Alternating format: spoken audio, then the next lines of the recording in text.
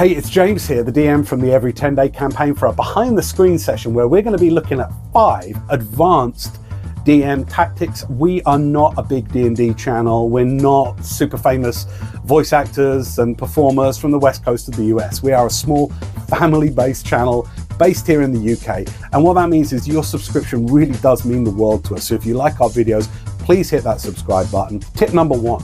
Don't try and make all your NPCs these kind of unique and amazing characters. Sometimes the best thing you can do with NPCs is just make them super ordinary. The pressure, especially as a new DM, of trying to make every NPC something unique and memorable, it can kind of drown everything out. It can drown the players and what makes them unique and special out. And it can also be freaking exhausting. Most people aren't that memorable. Like, no offense to all the ordinary people out there, but most people you forget after, some kind of interaction with them. You want to have 2 to 3 really unique and amazing NPCs per campaign. You mean game, surely, James. You mean session, right? No. You want to really aim to have 2 or 3 standout NPCs per campaign. They are going to be a way for your characters to see the implications of their decisions. They exist to be a reflection of something that's going on in your players.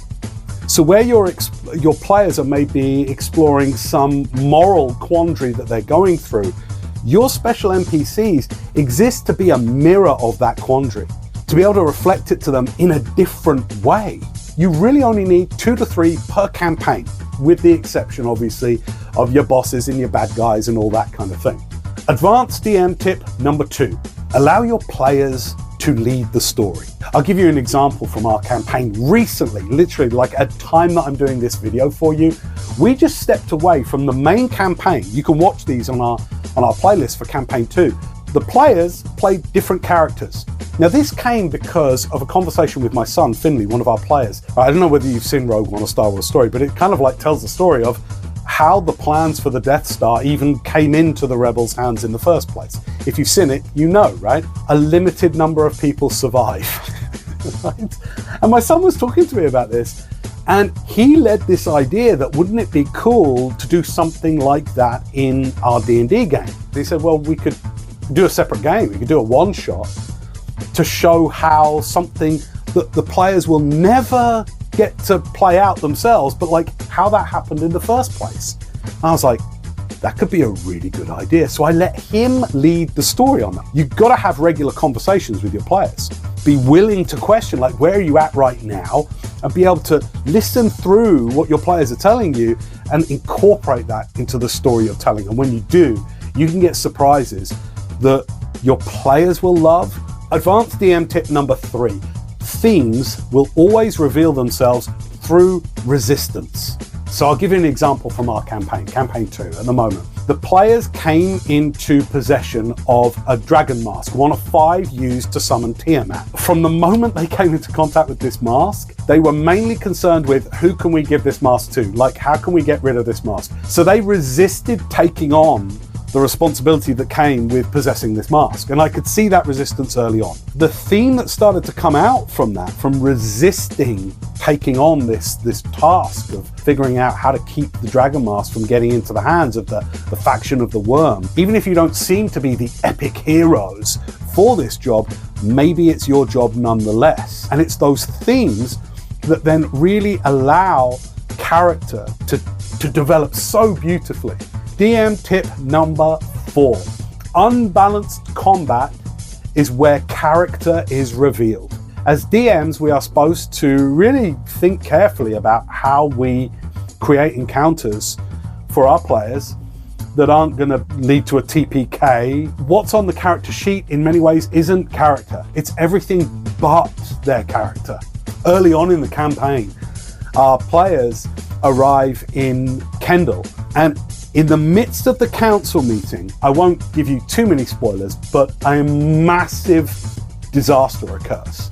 And it's in the midst of this unbalanced combat, this incredibly stressful time, that the character of particularly one of our players comes out. Wendell has the thought in the midst of combat to open a gate, and that they flee the combat through this gate. I wasn't expecting that, and it was such a character-defining moment for the Paladin and Warden to really show his character in helping rescue and get to safety all of the PCs. But that only happened because they were at the very brink of total destruction.